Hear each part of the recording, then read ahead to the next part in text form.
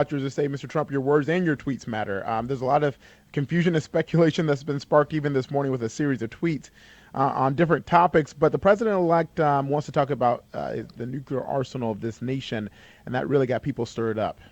So his tweet, take us through this, because Putin tweeted something and then Trump tweeted something. It's like they're flirting through Twitter. Just a couple of world leaders, world powers, just having a little fun. Talking about nukes. It's not a big deal. No, they're actually, it all stems from Vladimir Putin, who was talking to military leaders about, making sure that their arsenal was the standard, if there was an arms race. He mentioned that, and so Donald Trump also in turn mentioned that and said, look, if Russia wants an arms race, we will bring it on, essentially. And so he said we need to strengthen and expand our nuclear capability until the world comes to its senses regarding nukes. Now, Trump's transition team tried to pull back a little bit and say he's not talking about expanding, but he's talking about modernizing, which is the same thing the Obama administration is doing with just modernizing the nuclear arsenal. But even this morning, it seems that the Trump team is doubling down, saying, look, if they want to expand theirs, we'll do the same.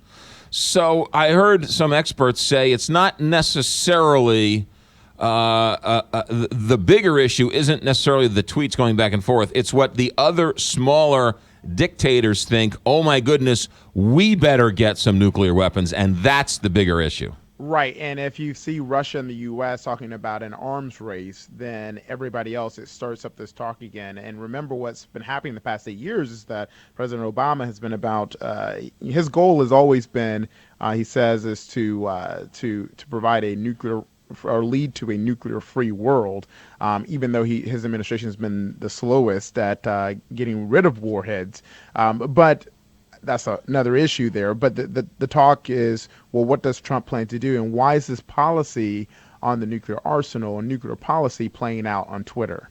Yeah, all really interesting, because this isn't the first time he has sort of gone foreign policy changing on Twitter, right? This has now become part of his pattern.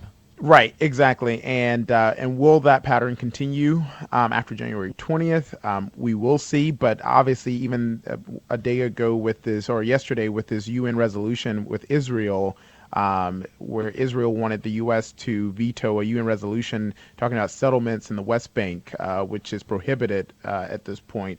That caused a little bit of a stir as well, because as political watchers say, there can only be one president at a time, and the Obama administration has vetoed in the past, but there was some thought they were going to let this one go, and then so there was a lot of foreign policy playing out on Twitter yesterday. Yeah, he basically, you're talking about the Israel thing, where he basically changed America's longstanding policy towards Israel in 140 characters.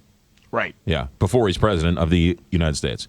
Kenneth Moton, get your get your seatbelt on, because I have a feeling you're going to be in for a ride the next couple of years. Enjoy your Christmas.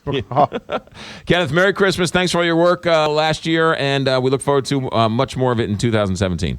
Thank you, my friend. You got it. Kenneth Moton, ABC News White House correspondent, checks in with us. 7:24. We'll do numbers. We'll do that next.